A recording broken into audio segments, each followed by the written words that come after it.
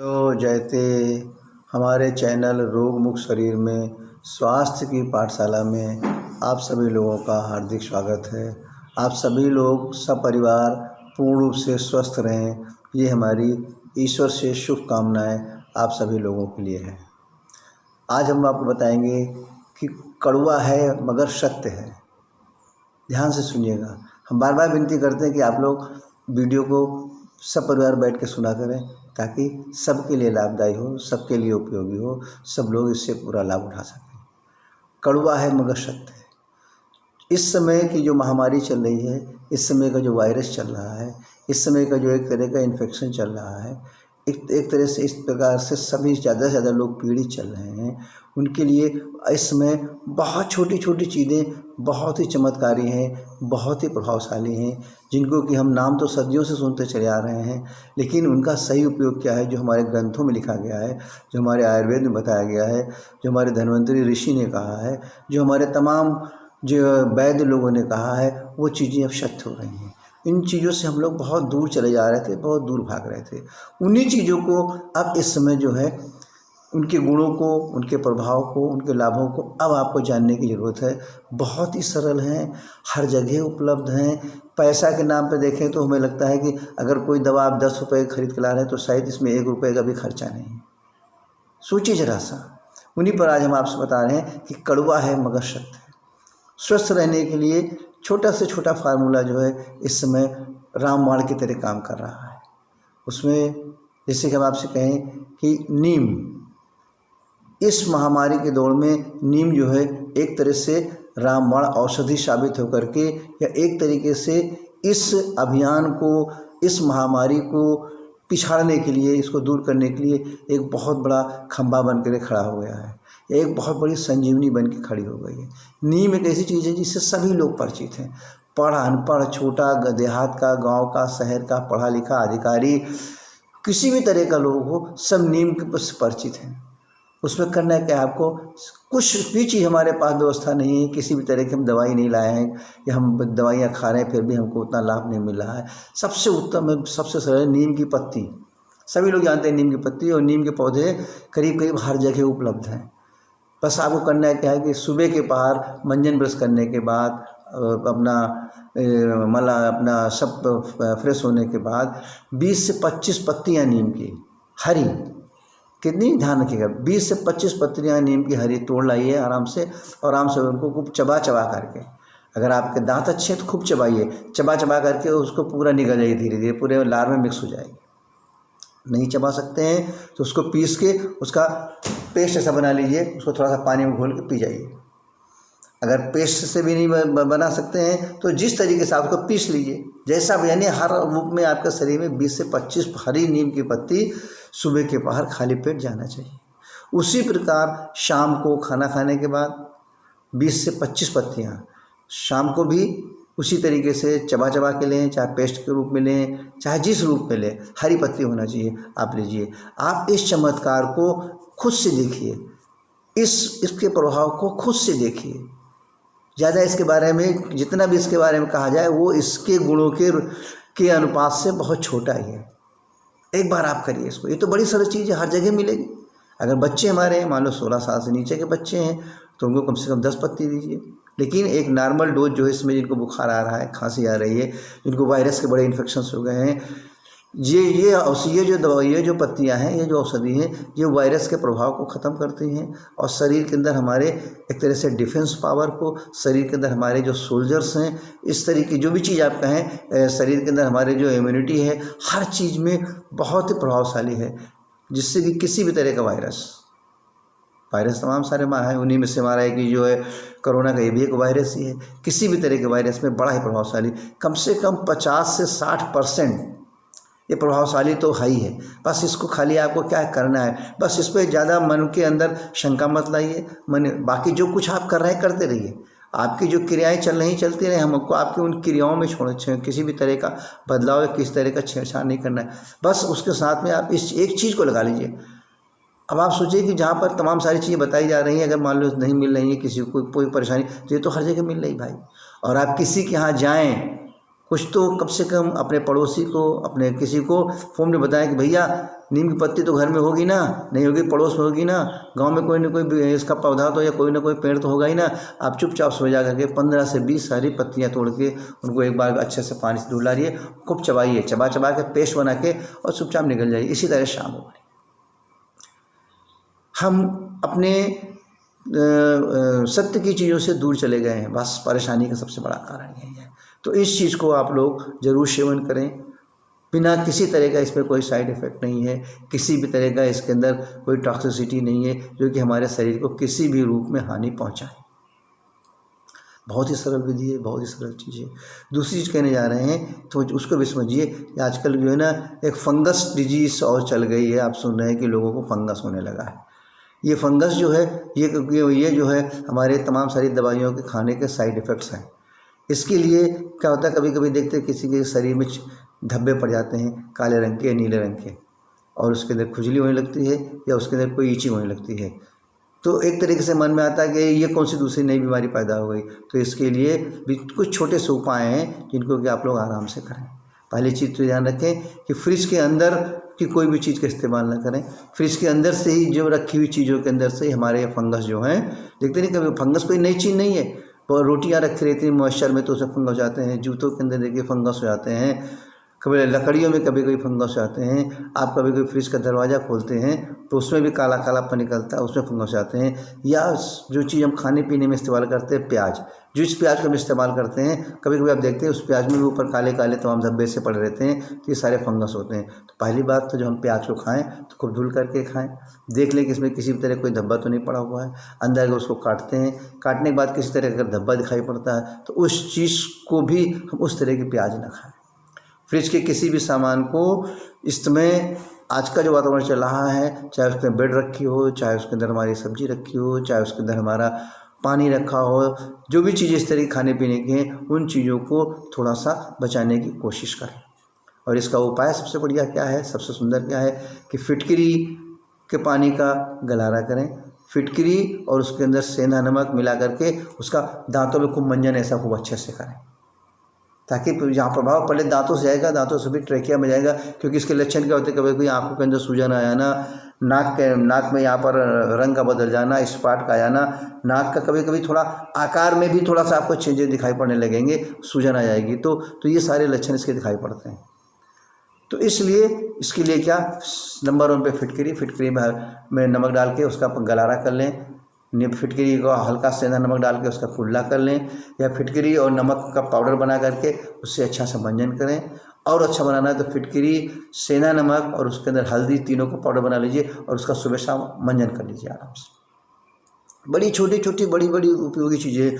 और जहाँ जहाँ पर धब्बे पड़ गए हैं, जहाँ जहाँ पर थोड़ी खुजली होने लगी है, वहाँ पर बीटाडीन लोशन ले लीजिए और उससे उसको रुई से उसकी सफाई कर दीजिए। और बाद में उसमें जो है कैंडिड ऑइंटमेंट या कैंडिड का लोशन लगा दीजिए, धीरे धीरे करके खत्म हो जाएगा। तो इम्पॉर्टेंट सबसे मेन चीज़ हमारी है, इसमें हमारी फिटकरी बड़ी गुणकारी है। हल्दी और नहीं कुछ मिला है, मान लीजिए घर में फिटकरी नहीं है तो हल्दी, नमक और तेल, इन तीनों चीज़ों को भी लगा के सुबह शाम अच्छे से दांतों से अपने मंजन करें।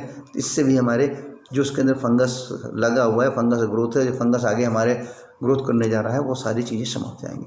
बड़ी छोटी छोटी चीज़ें हमने आपसे कहा, कड़वा है मगर सत्य है। इन चीज़ों को ना तो बहुत खर्चे लग रहे हैं, आप देख रहे हैं हर रूप में आपके लिए फ़ायदेमंद है। पैसे की बचत, फ़ायदा सबसे ज़्यादा, साइड इफ़ेक्ट कोई भी नहीं।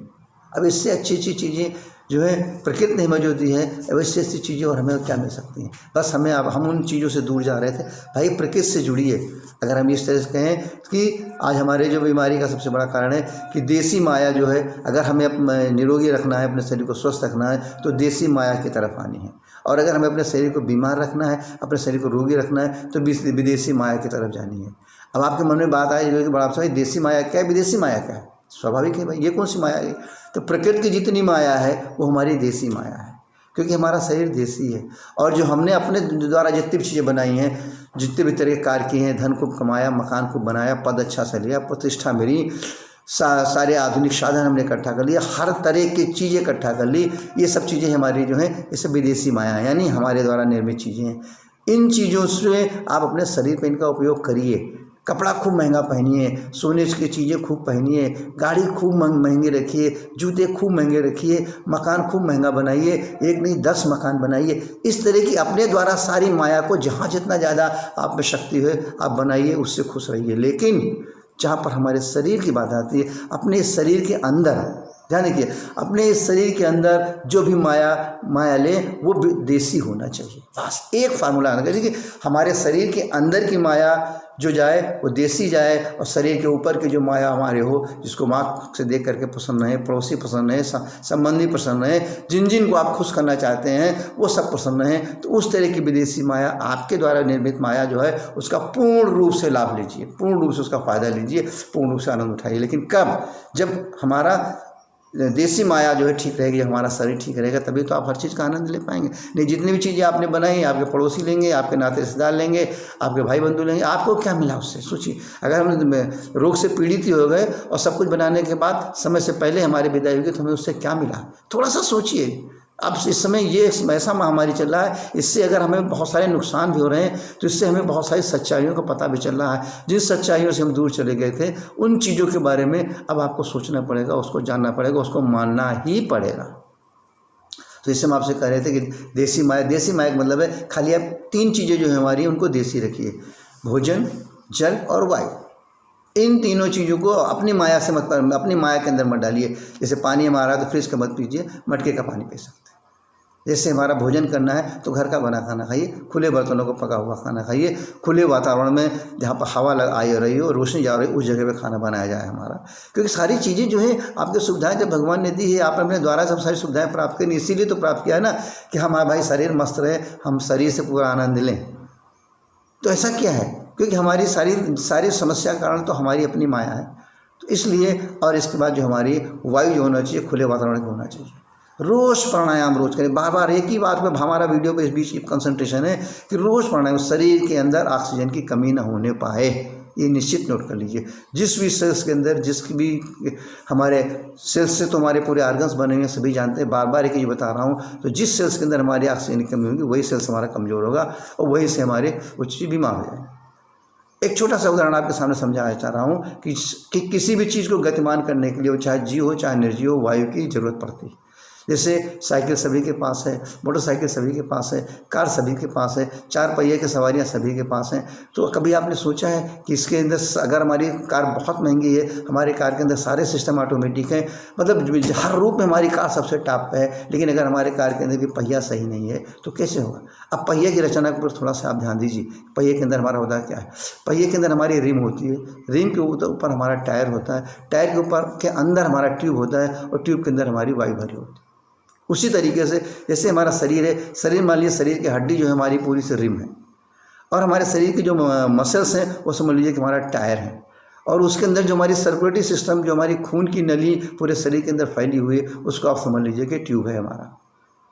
और उसके अंदर हमारी जो वायु चल रही है, वही वायु जो है हमारे पूरे शरीर को गतिमान बनाए है। अगर ट्यूब के अंदर वायु न भरी जाए तो हमारी साइकिल, मोटरसाइकिल, कार, जो भी तरह के हमारे पास सवारी के साधन हैं वो बिल्कुल नहीं गतिमान रहेंगे। चाहे जितनी महंगी गाड़ी हो, चाहे जितने उसके अंदर साधन फिट किए गए हों, अगर उसमें ट्यूब में हवा आपने नहीं डाला तो वो नहीं चलेगा। इसलिए हमें सबसे ज़्यादा है, हम अपने ट्यूब को सुरक्षित किस तरीके से रखें, हम अपने टायर को सुरक्षित किस तरीके से रखें, हम अपने रिम को सुरक्षित किस तरीके से रखें।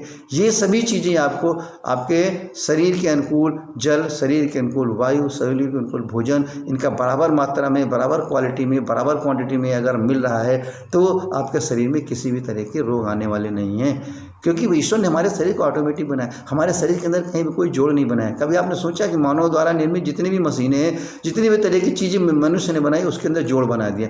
किसी को कीले से ठोक के जो उसको जोड़ मतलब उसको फिट किया, किसी को नट बोल्ट से फिट किया, कि जिस चीज़ को हमें मान लिया हमारे पास हवाई जहाज़ है, हमारे पास कार है, हमारे पास मोटर है, सारे नट बोल्ट आपने खोल दिया, एक छोटे से 2-4 डब्बे में उसके सारी पूरी मशीनरी, सारे पूरे उसका स्ट्रक्चर पैक कर लिया। फिर उस चीज़ को आपने सब नट बोल्ट से टाइट करने के बाद उस चीज़ को आपने जहाँ पे चाहा वहाँ पे फिर से बना लिया। लेकिन हमारे शरीर में ऐसा नहीं है। ईश्वर ने शरीर में जो बनाया है, न तो कहीं नट लगाया है, न कहीं बुट लगाया है, न कहीं कीले ठोके हैं, बिना जॉइंट्स का हमारा पूरा शरीर है। इसीलिए अगर हमारे शरीर का कोई भी एक अंग, कोई भी एक कोशिका, कोई भी एक हमारा मसल्स, कोई भी हमारा एक लिगामेंट्स, कोई भी हमारा एक बॉडी का टिश्यूज़, इनमें से अगर कोई डैमेज होता है या उस चीज़ को हम निकाल लेते हैं तो इससे हमारे पूरे शरीर पर प्रभाव पड़ता है। क्योंकि हमारे शरीर का सारा सिस्टम, सारे मसल्स, सारे सेल्स, सारे टिश्यूज़, सारे लिगामेंट्स, सारे ऑर्गन्स सब एक दूसरे से कनेक्टेड हैं। तो जो चीज़ कनेक्टेड होती है उसको अगर हम कट कर देंगे तो क्या होगा, उसके अंदर कमी तो आ ही जाएगी ना। तो इस तरीके से हमें पूर्ण अनुरोध है कि आप छोटी छोटी चीज़ों को मानिए, कड़वी हैं लेकिन पूर्ण रूप से सत्य हैं। आपको खाली मानना है, बार बार आपको हमें जानते नहीं, अरे भाई आपको बताया तो जा रहा है ना, खाली आपको करना है ना, विश्वास करिए और करिए। तो सबसे ज़्यादा जो ज़रूरी चीज़ हमारे शरीर के लिए होती है भोजन। भोजन हमारा जो होना चाहिए देसी माया का होना चाहिए। देसी माया का मतलब का भोजन, बार बार कह रहा हूँ, देसी माया भोजन मतलब होना चाहिए। लोग पुरानी कहावत में कहते थे कि भाई खाना कैसा खा जाए, तो बुजुर्ग लोग हमारे का याद करिए, अगर आपने पुरानी बातें याद हो, कहते भाई कच्चा पक्का खाओ, यानी कच्चा पक्का खाओ। यानी हमारे शरीर के अंदर कच्चे की भी ज़रूरत है, पक्के की भी ज़रूरत है, दोनों की ज़रूरत है। बस ये ध्यान रखना है कि हमें कच्चा कितना खाना है, पक्का कितना खाना है। कच्चे का मतलब आप इन्हें समझ लीजिए कि कच्चे का मतलब होता है कि जो प्रकृति के द्वारा पकाया गया हो उस चीज़ को हम अपने द्वारा ना पकाएं, दैट इज ए कच्चा या रॉ, जिस तरह का पहले। उन चीज़ों को हमें, हमारे शरीर के अंदर भोजन कितना चाहिए, अगर हमारे शरीर का वजन 1 किलो है तो हमको भोजन 20 ग्राम चाहिए। तो मान के चलिए हमारे शरीर का वजन 50 किलो, तो हमें भोजन 1 किलो चाहिए। 1 किलो के अंदर 75 से 80% भोजन आपका कच्चा होना चाहिए और 20 से 25% भोजन आपका पक्का होना चाहिए। पक्का मतलब जो आपने बनाया है, और जो ईश्वर ने पकाया उसको कच्चे में रख लीजिए आप। बस इस रेशियो में अगर हम भोजन करते हैं तो हमारा शरीर के अंदर ज़्यादा गंभीर ना तो बीमारियां आएंगी और ना हम जल्दी से किसी गंभीर रोग से पीड़ित होंगे। और अगर गंभीर बीमारी आ भी रही है तो हमारे शरीर का पावर जो है, हमारे शरीर के अंदर के जो डिफेंस जो है, हमारे शरीर के जो सोल्जर्स हैं, उन सब सारे तरीके की समस्याओं को, सारे तरीके की बीमारियों को, सारे तरीके के जीवाणुओं को, सारे तरीके के वायरस को, जो भी आप कह लीजिए, सब चीज़ को उनके अंदर स्वयं से उनको डिस्ट्रॉय करने की, स्वयं से उनको मारने की, स्वयं से उनको नष्ट करने की सारी क्षमता हमारे ईश्वर ने हमारे शरीर के अंदर फिट कर रखी है। आपको किसी भी तरह का डाउट नहीं, बस ये ध्यान रखिए कि हम अपने शरीर को देसी माया के अंतर्गत रखें। अगर इस तरीके रेशियो से अगर हम अपने जीवन को जीते हैं तो आज के महामारी में तो पूर्ण रूप से हम विजयी होंगे ही होंगे, पूर्ण रूप से सफलता मिलेगी ही मिलेगी, पूर्ण रूप से हम आज की महामारी में पूर्ण रूप से सक्सेसफुल जरूर होंगे। तो हमें पूर्ण आशा है कि इन छोटे छोटे वीडियो को थोड़ा सा लंबा हो जाता है, क्योंकि बहुत सारी चीज़ें जब तक आपके अंदर विश्वास न पैदा हो, जब तक तमाम सारे प्रश्न आपके अंदर होते होंगे, जब तक उनका सही उत्तर आपको नहीं मिलेगा, तब तक आपको इन चीज़ों से पूरा विश्वास नहीं होगा। तो हर चीज़ को बताने के लिए थोड़ा तो समय चाहिए। इसलिए मेरा अनुरोध है कि इन सारे वीडियो को आप सब परिवार सुने और घर बैठे पूरा लाभ उठाएँ, और आज के महामारी से आने वाली तकलीफ़ों से आप स्वयं से दूर हो सकते हैं। ज़्यादा आपको इधर उधर भागने की ज़रूरत नहीं पड़ेगी। और ज़्यादा से ज़्यादा लोगों को बताएं, ज़्यादा से ज़्यादा जो चीज़ें बताई जा रही हैं इसको अपने परिवार के लोगों को बताएं, पड़ोसियों को बताएं, और आपके पास मोबाइल है ज़्यादा से ज़्यादा लोगों को शेयर करें, ज़्यादा से ज़्यादा लोगों को सब्सक्राइब करें। यही घर बैठे आपके सबसे बड़ी सेवा है। हम चाहते हैं कि नीम की पत्ती के बारे में ये जो बताया गया है, इस चीज़ को ज़्यादा से ज़्यादा लोगों को बताएँ।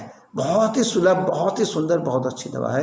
इसके साथ हम चाहते हैं कि सभी लोग स्वस्थ रहें, हम सभी हमारे संसार के लोग, हमारे भारत के लोग, सभी लोग पूर्ण रूप से स्वस्थ रहें। यही एक अभियान है जिसको कि सब लोग एक साथ लेके चलें और एक दूसरे का सहयोग सच्चे मन से, प्रसन्न मन से करें, जो जिस लायक हैं। सत्यमेव जयते।